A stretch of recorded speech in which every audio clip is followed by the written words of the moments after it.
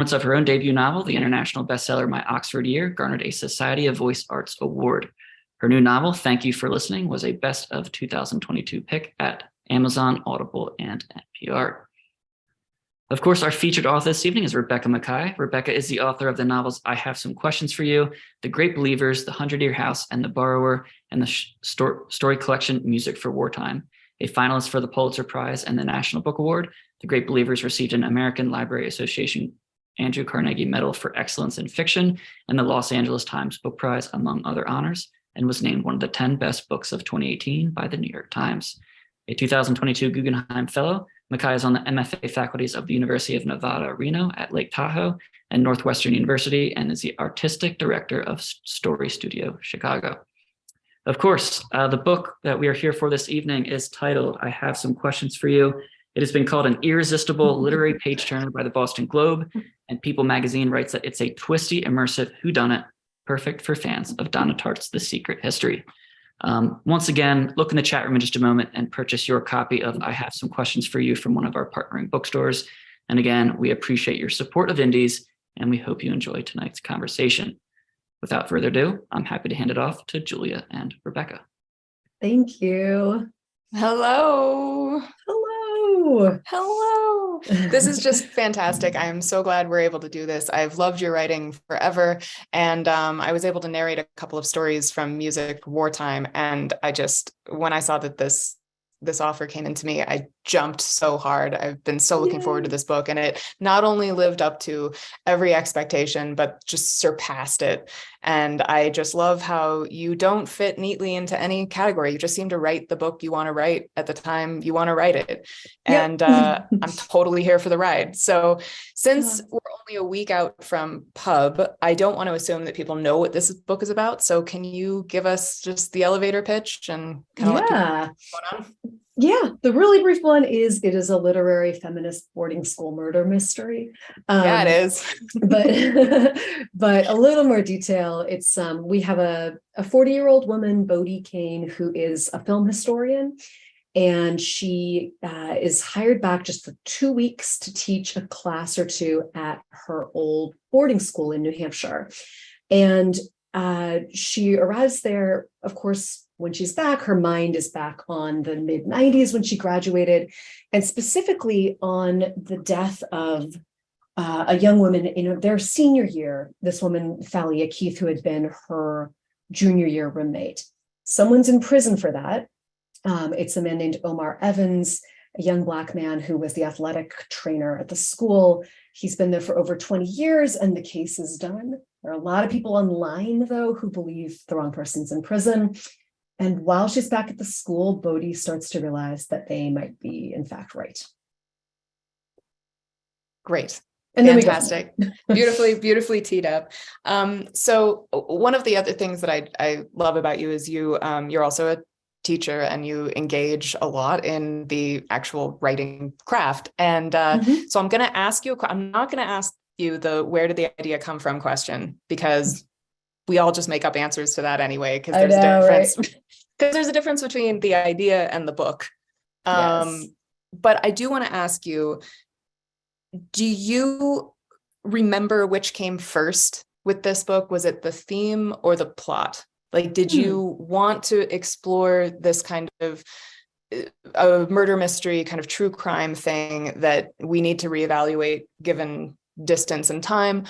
Or was this kind of reevaluation that we are experiencing I'm speaking for myself here, but as we get older and we look back on the culture that sort of forged us, those larger themes that you're engaging with, like, do you remember which came first, or was there an order? Yeah, I start with plot. I really, theme for me is something that reveals itself as I go, that comes about later. It, ideally theme is something subconscious that you're just in the same way that when you dream, that is you using narrative to tell yourself something you didn't realize you knew often. And sometimes you're just dreaming about random things, of course, right? And the same thing with a book is, I am drawn to a plot for reasons maybe I don't know. And I'm going to use that plot and 5 years of exploration to end up figuring out things that I didn't already know that I knew. And so this was like, no, I wanted to write a boarding school book. I wanted to do a mystery. What are these doing together? I don't know. And started really writing in 2019. There was a lot of, Me Too stuff was going on, as it still is, but really fresh. We were looking back a lot. And I was writing this book about someone looking back on high school in the 90s, and that seemed to go in as well. So the themes, I don't really even fully know what they are until I have a full draft. And then I go, oh, look what I wrote about. Huh. That's what the book's about. Yeah. Yeah. Okay, great. No, that makes sense. And it feels, that's why it feels very, it's an overused word, but it feels very organic, because it doesn't feel that you set out being like, I want to make sure people understand how I feel about this, Right. In fact, I don't know how I feel. I contradict myself. That's my, that's my job, is to make. But that is the privilege of being the age we are.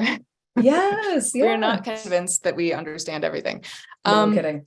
So in that vein, then there's a kind of device is a schlocky word, but I only mean it in the sense that you have a very nice framing element for this story, which is that Bodie there's a you in the picture. There's a second person that she is addressing, and it is in hindsight, very problematic teacher at the school. Same kind of question. Do you know when that kind of came to you? Was that a late addition, or did you always think this guy is the crux of this story? Yeah, I knew that I wanted there to be that element of a kind of predatory teacher. Honestly, looking back, I think almost all of us looking back at high school in the 90s or earlier, there were lots of those stories and things that people kind of like, well, everyone knows, but then nobody's doing anything about it. And just felt like the kind of thing I really wanted to put in. The question, whether or not that was going to be a second person, that it came about pretty early, but it was not part of the original plan. I spent like 2 or 3 years always thinking about a book before I start to write. I don't think it was in my head at that point in time, but when I actually sat down to write, I started this at the Ragdale Foundation near Chicago, artist residency, and I had about 3 weeks to write. Somewhere in that time, I was trying a million things, and one of them, and it did not feel very momentous at the time, so I don't really remember why, but one of them was, okay, what if she's kind of thinking this whole thing at him? When you go someplace, sometimes, or sometimes for a certain reason, you imagine a certain person watching you, that you're in conversation with. So, if you go back to a place where you last spent time with someone, you might imagine that you're kind of in conversation. The ghosts are still there. Yeah. Right. And for reasons that she doesn't fully understand when she first goes back, this guy, Mr. Block, the music teacher, is the one that she feels like she's talking to, or the one who's watching her. And so that's, the book it's not supposed to be written to him or anything like that. It's just who she's talking to. Yeah. On that note, I think what I want to do is share with the audience. We've decided that we're going to do a couple of readings because I usually people want me to read at these things, but then I always feel slightly awkward when the author's actually here. Yeah, right. But I do have one section that if I had to pick something that it's not spoilery, but I think it gives you a sense of the sense of the character that we're following of Bodie and the way that her brain works. Also just a great glimpse of the prose and my favorite line in the book. And then this turning to Mr. Block. So she's back at the school. She is trying to get some work done and some Wi-Fi. So she's gone down to a coffee shop, and she says, "A USA Today lay on the counter, smeared with someone else's coffee, the front page devoted to the same story that had been on the news the other night, the one where the men finally told about the priests decades later, and everyone lauded their bravery, the one where the women came forward after 5 years, and everyone asked why they hadn't spoken sooner. The waitress saw what I was reading. She said, 'You'd think if she was all that troubled, she'd have told the producer.' It was the one where 15 women accusing the same man of the same thing was too much of a coincidence. They must have coordinated their stories. It was the one where the witness wasn't considered credible because 6 years earlier, she'd accused another man of the same thing, and it was easier to believe she was lying than that lightning loves a scarred tree. I flung the paper down, went back to Rita, but I couldn't focus. I could walk to campus and use Granby Wi-Fi to watch the video, but the combination of dread and cold, every time the door opened, a polar draft found me, made that prospect less than appealing. The croissant they'd warmed for me was astonishingly good, sourdough with a crackly crust. I dropped crumbs in every direction. I decided to Google you. Thank you. I love hearing you read. Oh my God, it makes me so happy. I can't get over those. Another thing that you use so beautifully is kind of distilling every hot button news story that we all get obsessed with very briefly, and then it leaves when we get obsessed with the new thing, and all of these stories kind of blend together, and they're all these just human tragedies that just disappear into the wind. And you do such a beautiful job of, without being specific about any one real incident, reminding us that there's always one of these. And we are always, the obsession with the dead, particularly white girl, and that just, we don't focus long enough to even begin to grapple with the implications or the situations that come out of these situations. We just, oh, wow, we watch the train wreck and then we move on. Yeah. Yeah. And it's, there are sections like that's a repeating motif. There's sections like that throughout the book, basically with her refusing to narrow it down to one story and saying like, it was all of them, just, I'm not going to tell you which one it was. It came about as a solution to a problem for me, in that I wanted there to be a story on the news that was really upsetting her and throwing her off. But I didn't want to pick a real one. I didn't want to have it just say like, oh, it's Matt Lauer or it's Christine Blasey Ford. And I also didn't want to invent one and then take steam away from the main story. So this was something I tried. And then I kept it because it worked for me. It was like, yeah, the sense of like deluge, you're standing under the waterfall. And you have that moment as a reader where I think you're like, is this real? Or is this not real? And there's a combination of things. You're like, this absolutely is one of them. Or this is, I missed this one. This is one I hadn't heard about, Yeah, some of them are has a great effect. And that's great because that's what it feels like. You're like, what case are we talking about? Yeah. Fantastic. Totally. You also happen to write probably the best fictionalization of a Twitter main character event that I've seen. And what I particularly just like personally adore about this is that you're one of my favorite people on Twitter. Thanks. Because I think you know how to do it right. So in the situation that, do you want to set up what the situation is? So in contrast to our kind of A story, there's a B story that challenges our main character to kind of look at a similar situation, but that she is closer to and has very different opinions about. Yeah, that's basically, and using the lens of the craziness of Twitter was a very smart choice. Yeah, it's basically, her husband, and at the same time that she's looking back on extreme things like this person was literally murdered, and things, close to that on the spectrum of this was a predatory teacher, but then like also, what about the kid who harassed me in the hall every day? And then in her life, there's, her ex-husband, who she's friendly with. There's a woman on Twitter. She's basically made a performance art piece about him. And people are then accusing him of, being a predator when, at least to this character, she's going, even if I believe everything you said, this is just a bad relationship. There's a 10-year, 15-year age difference, but you're both adults. So how does that work? And she gets into a lot of hot water then responding. And it's in the middle of everything. It makes everything worse. So yeah, it was a lot of fun, weirdly, to write Twitter. I was No, into I'm that. sure it was. I'm sure it was. I had a scene in my book where I had to write an audition scene, and I was like, oh, I did it in like 10 minutes. I was like, I know exactly what this feels like. And I could feel you bringing everything about Twitter to bear on that story. Yeah. And I love it so much. And it definitely made me Irish goodbye that site. I was on a hiatus anyway. And then I read your book and I was like, yeah, I'm not going back. So thank you for that. Good. You're welcome.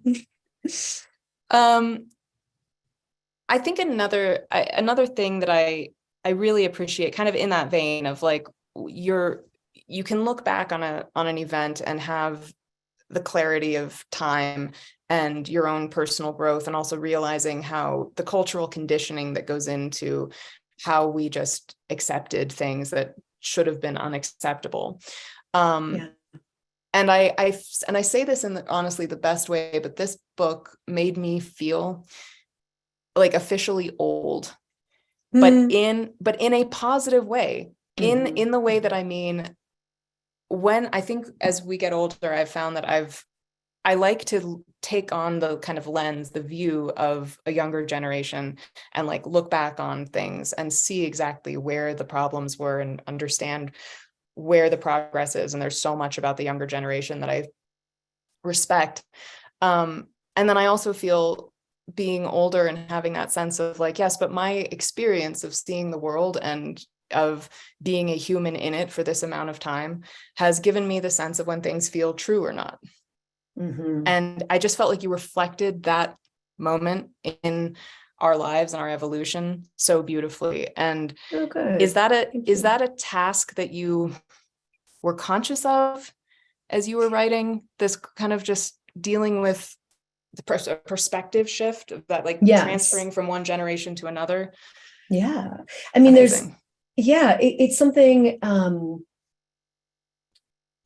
basically, I have her going back, to teach, and it's 2018, and there's, just going to have to deal with this generational divide. And it wasn't, this isn't the reason that I did that. But as soon as I have her coming in, she was class of 95, which is what I was.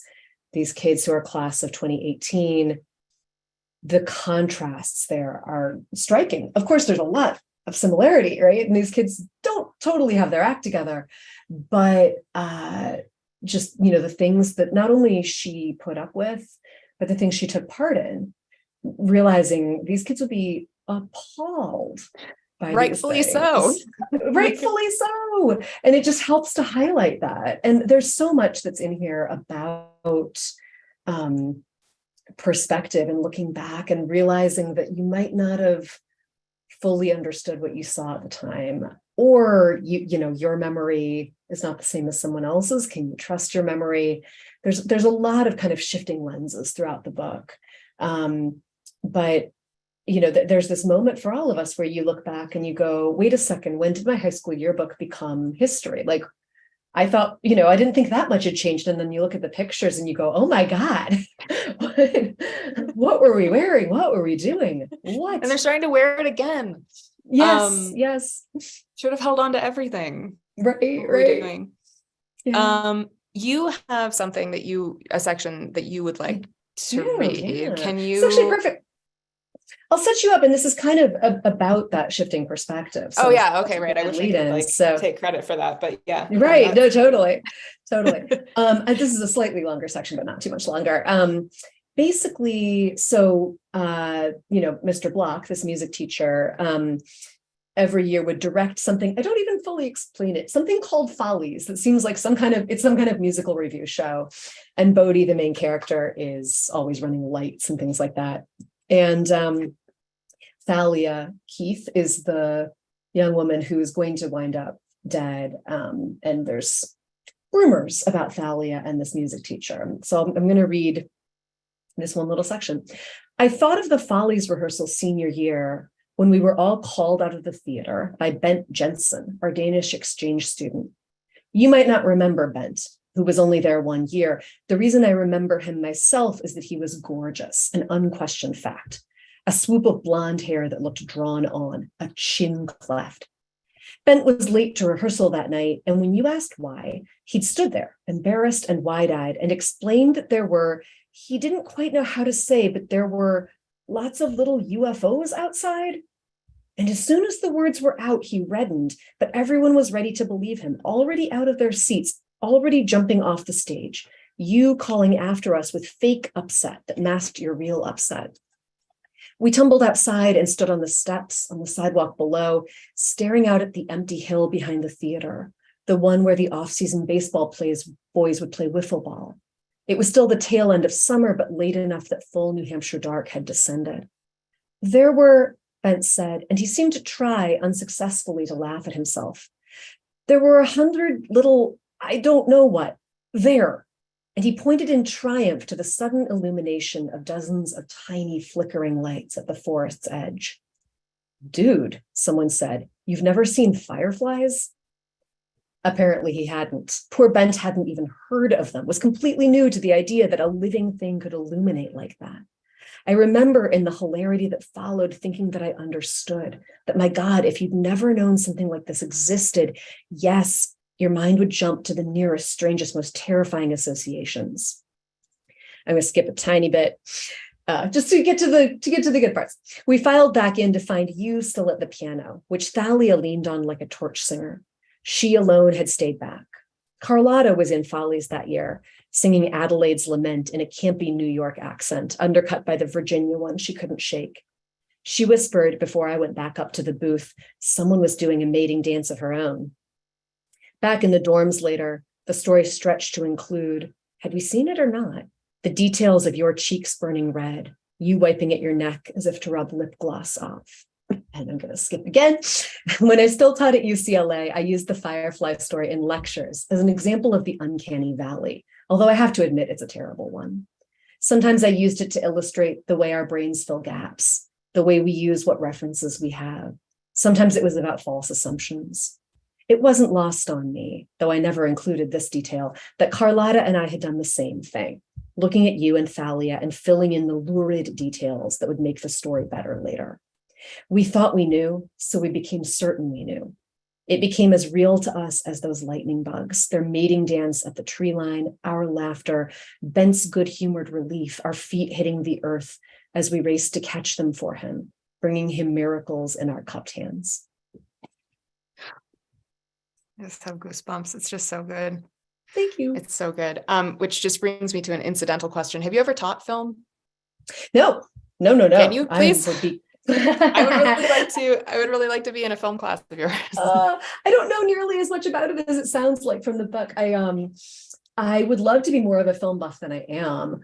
But I have kids, time, whatever. And so I ended up, I did a lot of research actually on film history for the book, watching film documentaries about the history of film and figuring out what Bodie would be teaching in a class like this.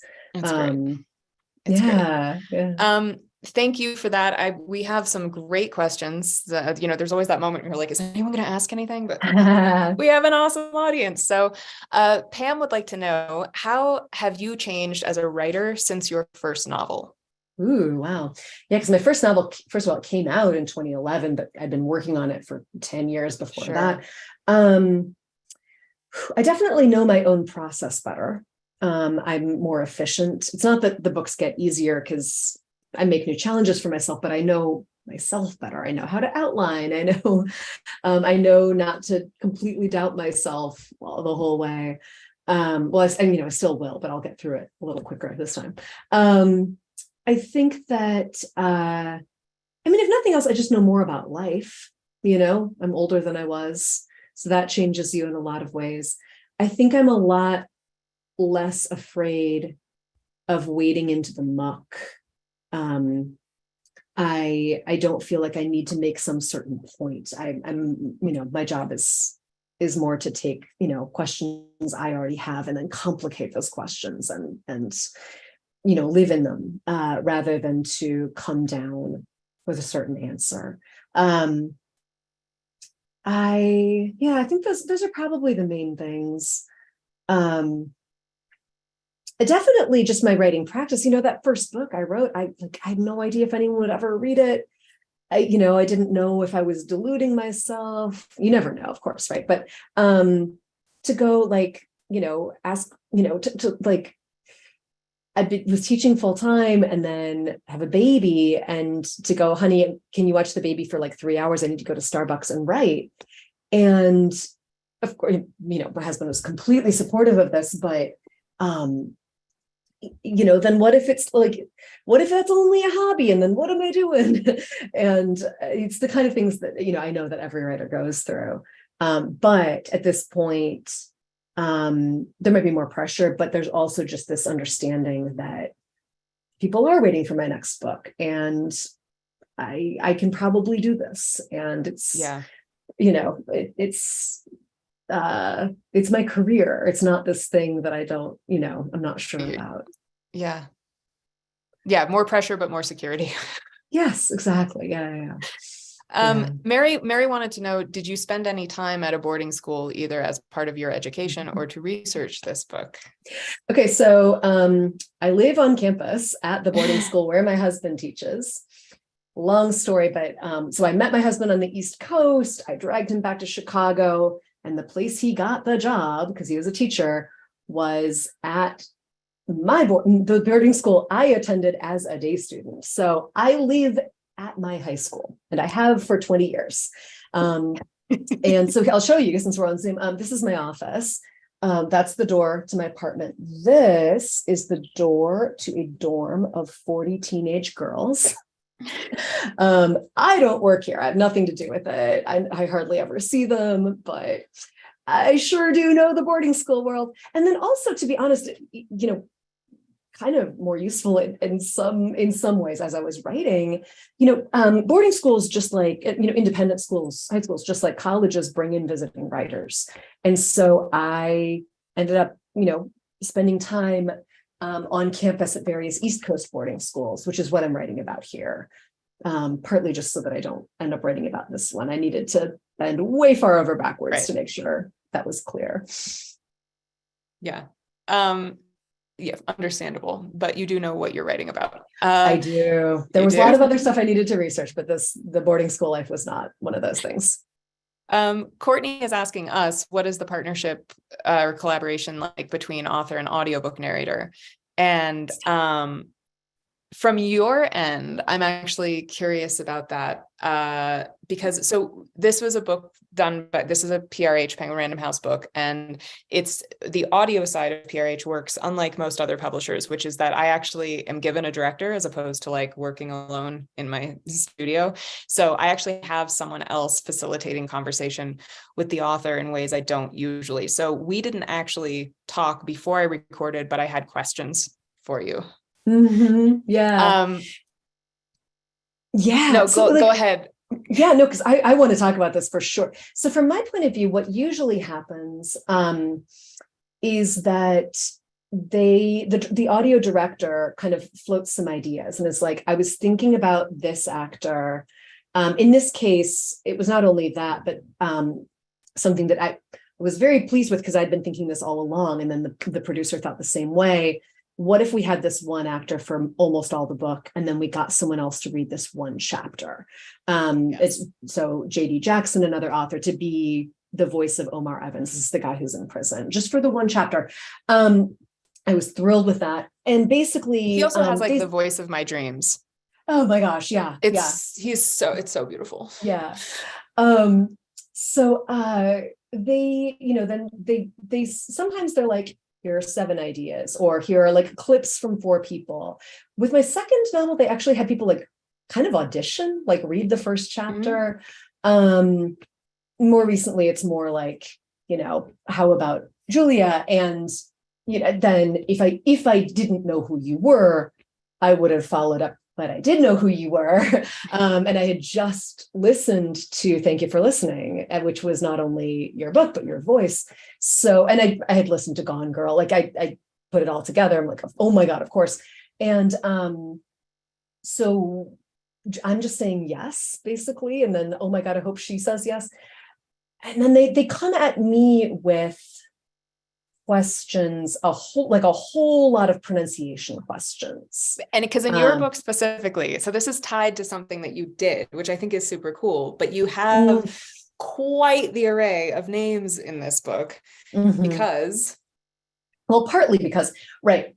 So this book was going to have a lot of names anyway, because you look back at high school, you remember all these names, and it's kind of first name, last name. They're so evocative for you. And I just wanted it kind of peppered with those, not people you need to keep track of, just people who are mentioned. So a few years ago, I did this thing where it was like, I think what it was Amazon Prime Day. And I was like, I would like to support independent bookstores today. So if you buy a book from an indie and send me the receipt, show me the receipt, and you want me to, I'll name a character after you in my new book, a minor character. So I had all these beautiful names to use. The funny thing is, I often did not know how to pronounce them myself. So I'm just like, well, the way I've been saying it in my head is this. I don't know if that's right. Other ones, I completely came up with myself, but it's a very, like, there are a lot of names. So we mutually apologize if I pronounced anyone's real name incorrectly in this book. Right. But yeah, but there were so many, and then like place names, things like that too. But it was mostly people names that we needed to, and I had to go through. And I think on my end, I think there were some accent. You kind of threw in some accents occasionally in there that adds a nice like dimension to the campus novel thing, and so that was kind of just part of my process. But But yeah, in this situation, all my questions were answered, and I was able to just get in there and read the book and enjoy every moment of it. Allison says, I'm halfway through the audiobook and absolutely loving it. Speaking of independent bookstores and audio, if people want to download audio, they can do so through Libro FM, and you can pick which bookstore you want to, independent bookstore you want to have that purchase benefit. So, and it's a better app than Audible too. So it's actually a really highly functional, great app. Yeah. And so just wanted to throw that out there. Anyway, I'm always curious about the revision process. So I'd love to hear what the biggest difference was between the first draft and the final. It's the thing is, first draft, it's like, well, I'm going to get like 30% of the way in and then go back and change everything and then change everything. And then I'm going to get like 50% and change everything. So it's not like, draft one, where that might be the case for a short story. And there are authors who work that way. I can tell you the biggest difference between my conception of the book and where I've ended up, which is that I'm not giving too much away here. Right as it stands, the last quarter of the book is a few years later, and people are all convening in a hotel in this smallish city in New Hampshire for a legal proceeding. And they're sequestered, but also trapped together. And it's like the world's weirdest high school reunion. That was my original idea for the whole book, was what if we just trapped all these people in a hotel and they had to deal with all this stuff. And so that was the first things that I wrote were Bodie arriving at this hotel with her suitcase. And some of that made it into the final draft. And then pretty quickly realized it was just too much backstory to get in there. I not only had to tell you everything that happened in the 90s, but everything that happened recently to get us to this point. So I just needed to back up. And I thought it was like, I'll just have like a prologue of a few years earlier, which turned into 3/4 of the book. So, whoops. That's super interesting though. Okay, Mira, what writing challenges were more apparent in writing this mystery plot as opposed to writing other non-mystery literary novels? Also a very good question. It is. Yeah. You know what's funny? I the challenges of this book didn't really have much to do with it being a mystery. I feel like every book is a mystery. It's just, the question is it a mystery about the past or about the future? And most often it's about the future, like what's going to happen or what's happening now. So you're still worth, thinking really hard about the rate of reveal and what do people know and when do they know it and what seeds did I plant and what's my timeline. That stuff was actually pretty similar. The challenges had more to do with things like, how am I going to get all these memories in when I'm also questioning the reliability of memory? I don't want to do that thing where someone is like peeling a hard-boiled egg and they have a memory, And it's like 17 pages of complete chronological memory with all the details. Like the air smelled like almonds that day. What? That's not how memory works. I didn't want to narrate that either, so thank you. No, exactly. I don't want that. And I also didn't want to jump back and forth in time, if only because my last book did that, in terms of the real, the narrator going back in time in some other way. So that was the main challenge. How do I do that? And other challenges that were just unique to the book, but the mystery part, it was challenging, but it wasn't challenging in any significantly different way than working out timelines and reveals and all that for a plot that's not a mystery plot.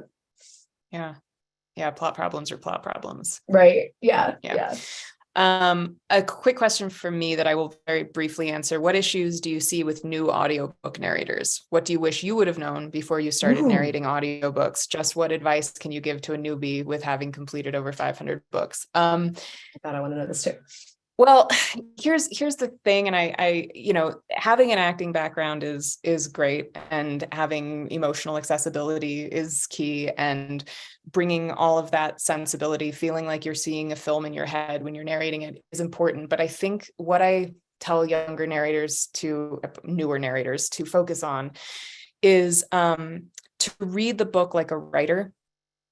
I had a really wonderful creative writing teacher who kind of on the first day of class said, like, I'm not sure I can teach you how to write, but I can teach you how to read like a writer, and to try to figure out what a writer is going for, what they are doing, to analyze a text, to understand how they're using motif, how they're using repetition, how they're using foreshadowing, the way they're using dialogue. Be very sensitive to what the writer is trying to accomplish, because at the end of the day, it's not about you. It's not about your performance. It's about doing this adaptation between the author and the listener. And therefore, you are the steward of this book, and you need to be putting yourself in the writer's position more than the actor's position. I love that. Oh my God, that's amazing.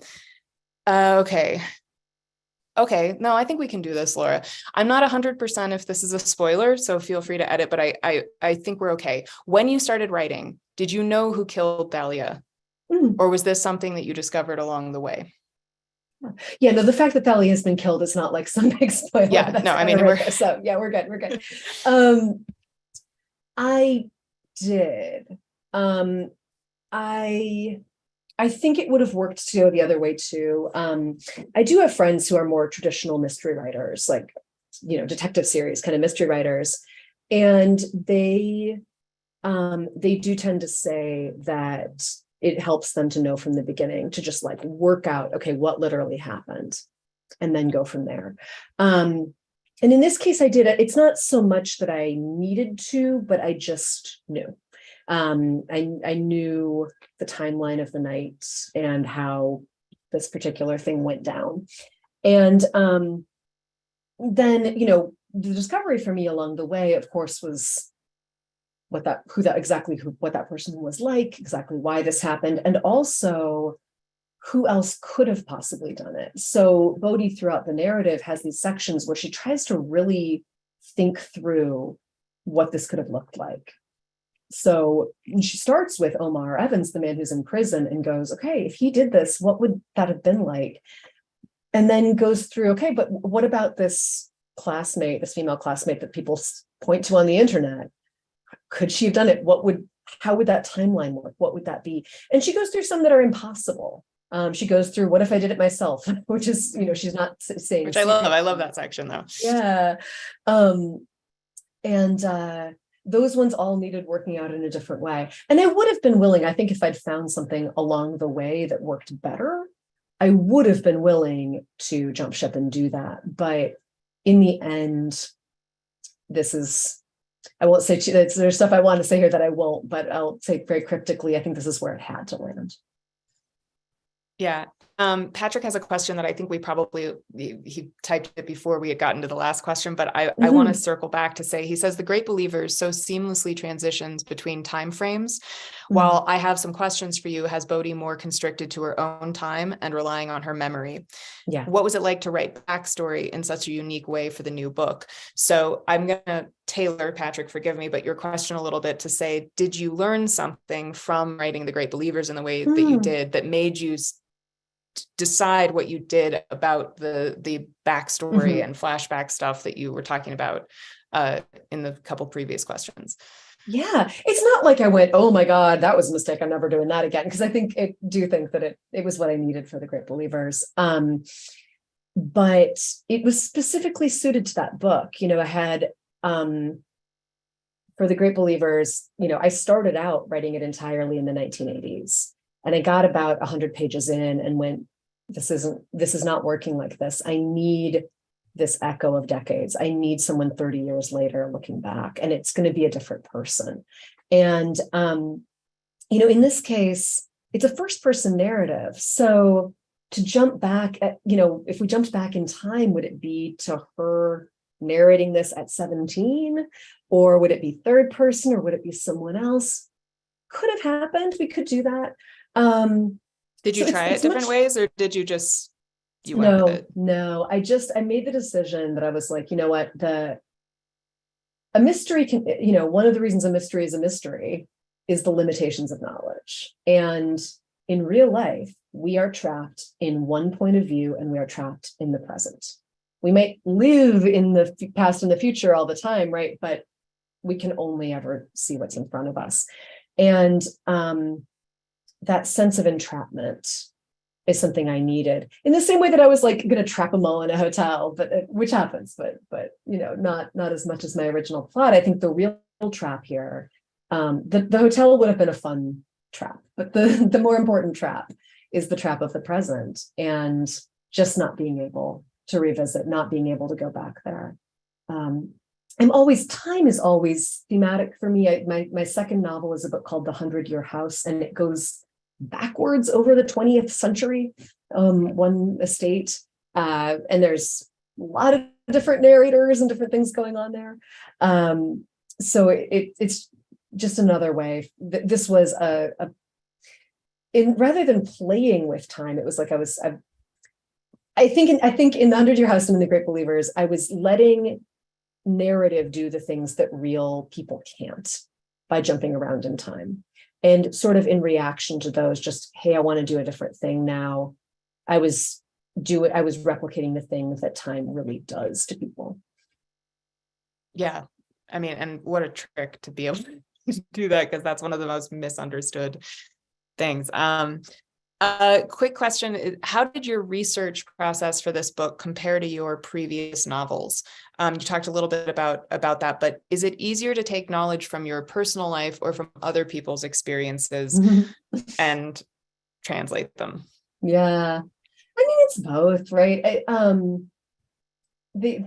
So in terms of how they related, The Great Believers in particular was a very research-heavy novel. So this was, AIDS epidemic, 1980s. I needed to have one-on-one interviews with people who had lived through this in Chicago in specific, because there was a lot out there written about New York, San Francisco, next to nothing about Chicago. That was mountains of research. This one, the boarding school thing, I didn't need to research, but I needed to do a lot of research on the New Hampshire legal system, the New Hampshire carceral system. That was the main thing. I needed to do research on film history, also research on rowing crew. But how much research did you need to do about 1995 boarding school? Like, how much of that did you remember, and how much of that were you like, how did we get by without cell phones, or how did we, I mean, you always have those questions. You were like, what were we doing? Yeah. I mean, I think I actually have a pretty strong memory, pretty strong experiential memory. That's great. But I pulled out my yearbooks for sure, just for not to find characters or anything, but just what were we doing? Memory, yeah. I made a Spotify playlist it was music. It was all music from 1994. Yes. So I figured they're in the woods. They're not really up to date. Totally. They don't get to the CD shop that often. So yeah, I was doing things like that. But it is, that is very prominent in my memory. They do that psychological research that we just have a lot more memories from adolescence than from any other time in our life. And it's true, because everything's new, right? Everything's a new memory. Yeah. And they tend to be really detailed, and we tend to like be able to remember what year a song came out. They're like, oh, I know it came out this year because I was at this party and this person said this. Like, what else? Everything since then is one big blur, right? But no, the New Hampshire stuff, the judicial stuff, that was, I wanted to write a realist novel.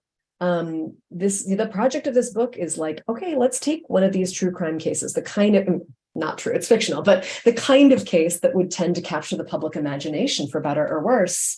And let's actually look at it through a realist lens. What would this actually be like? What's the wrongful incarceration part of this? What's the Innocence Project part of this? What does a shoddy police investigation really look like? And so I found a wonderful, this woman who was working as, until very recently, as a public defender in New Hampshire. And she just gave me everything. It was amazing. Fantastic. Wow. Okay, everyone, I've got a couple more questions, but if anything else is coming to you, just drop them in, because we're going to be wrapping up. From Bev, how are you juggling your writing process with the business of being an author? Publication, marketing, publicity, so that it all works for you? Yeah, it's tricky because assuming it all works for you. Yeah. Right now, oh my God, I might get to write a little bit on tour, but especially the lead up to publication is all these interviews and essays and just, and then now there's going to be travel, or there will be again. Tomorrow morning, I leave for 18 days on the road, and I am not going to check a bag. I don't know how this is going to work, but anyway, that is my thing. My one hobby is travel packing. I am an expert on this. I can, you're not giving me much time with leaving 8 a.m, but I could have completely. I could have come out here and helped. Yeah. But it's kind of overwhelming. I think the thing, it's so funny because I have so many novel writing students who are like, well, I have this full-time job right now, but if I can just publish my novel and then I can be a full-time author, then I can just write all the time. And it's like, well, yeah, but if you're successful, you now have another full-time job, which is being an author, and that's separate from the writing. And it's not always full-time, of course, right? But the better things are working, the more you have readings, you have travel, you have just so many emails. Oh my God, the emails. And some of them are like from readers or something, that's delightful, but that's not what I mean. It's just the publicists, the marketing team, the editors, right. And once I'll be like, okay, wait, it's like a holiday. No one's going to bother me from New York. But then I realize it's not a holiday in London. And then my UK publicity team, and I'm not complaining, to be clear. It's just, no, everyone understands that. Everyone understands that, but it's a lot. When you are responsible for the thing, you are responsible for the product going out in the world, and everything has to be run through you. This is there's no corporate structure here. So, right. The thing, so just really quickly, in terms of the balance, it's just, you got to realize you have seasons. This is not the time to expect myself to write a lot. And it's okay. And you don't need to write every day. You can take weeks off, you can take months off, you can probably even take years off, although that may not be a good idea, and then get back to it, and it's fine. And it might actually be better. It might actually help. Yeah, you let the field lie fallow a little bit. It can help. Julie would like to know, can you describe what you're working on next, or still early days? I can hint at what I'm working on next. I can be cryptic. I'll say, so I was lucky enough to get a Guggenheim Fellowship this last year, and I used it for... Congratulations. Thank you. Yeah, I used it for travel. I went to Germany this fall. I'm writing about 1930s Germany in part. It's not a Holocaust novel. It's not a World War II novel. It's not avoiding those things either, but it's something else. And so I've, been just a lot of research, very little writing, but a lot of research at this point. And hopefully going to really, really dig in this summer is my plan. So great. I'm excited. And a question of just, were there any other titles that were considered for this book? Yeah. The working title, Forever and Ever, was 95, as in the year, but like maybe spelled out. And it didn't do the work of telegraphing the mood or the subject or much else. So then, my agent and editor were basically like, yeah, no, but then we didn't have an alternative. And we spent months trying to figure this out, and we're getting almost a copy edits. And it happened on this title. It is and was the first sentence of a chapter quite late in the book.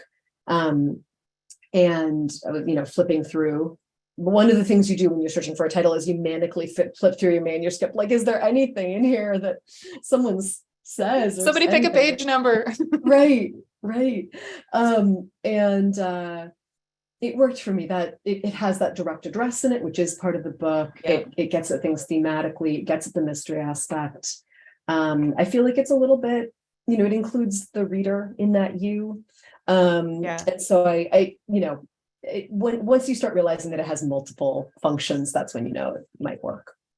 Oh, it's great. I mean, when it works on multiple levels, solid. Yeah, okay, I think our final question from Amanda, and this is just, I like this perfect question to end on, but what is your favorite recent read? Like, what is filling you right now? Okay, so I'm doing this project right now where as a memorial to my father, who was, among other things, a literary translator. I am reading my way around the world in translation, kind of Amazing Race style. I started in where Hungary. Can people follow you doing this? Yes. So I'm doing this social media, Twitter, etc. Also in my Substack, which you can find because I have an unusual name, but it's actually, it's called Submack. So SUBMAKK, because someone on Twitter named it. I couldn't think of anything better. Anyway, I started in Hungary. I'm going to end in Hungary because my father was Hungarian, and doing 84 books because that's how many years he lived. And I'm 7 books in. So I've gotten down to Turkey, and now I'm going to do the Arabian Peninsula and then down the east coast of Africa and then over.